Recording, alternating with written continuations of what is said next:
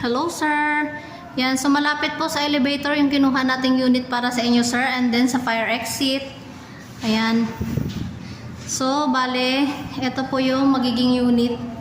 Kung sakaling gustuhan nyo po sir, outer corner na 2 bedroom po. Ayan, habi ko po yan.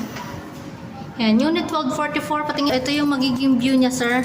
12 floor po ito sir, na 2 bedroom. Ayan po, kita po yung dagat. Ayan. Ayan sir. Port area na po yan. Ayan, city view din po siya. Yung dagat na po siya sir. Ayan, so i-open na natin ang unit. Ayan. So expect na po natin muna sir na na makalat po siya kasi wala naman po siyang nakatira. Pero ito turn over naman po sa inyo to ng malinis sir. Bale pinaka-actual unit na po kasi ito. Ayan. So ito po yung kanyang CR sir. Ayan.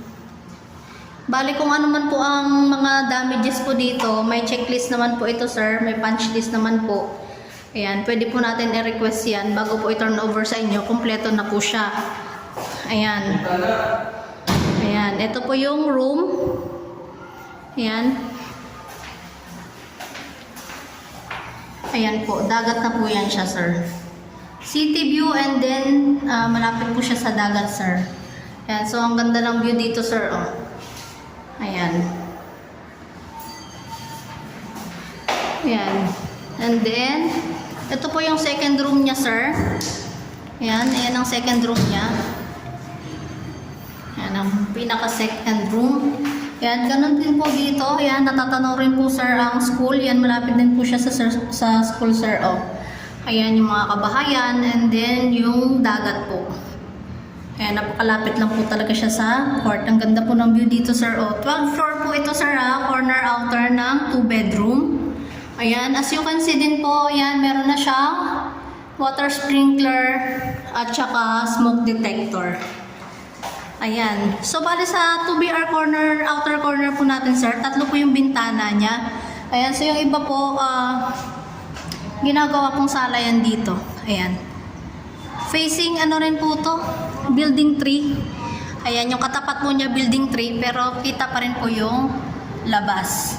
Ayan po siya. Ayan po ang kagandahan kapag 2BR outer po siya sir. Ayan.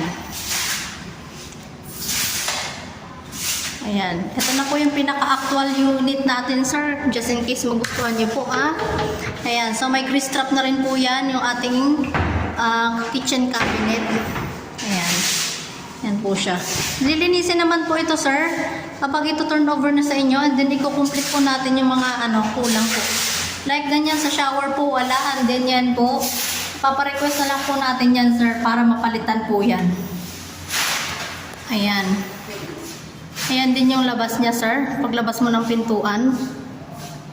Kantong-kanto po siya sir. So wala kang na po, kapitbahay dito. Ayan, paglabas mo po, ayan na siya. Ayan na. Ayan, parking na sa ibaba. Ayan.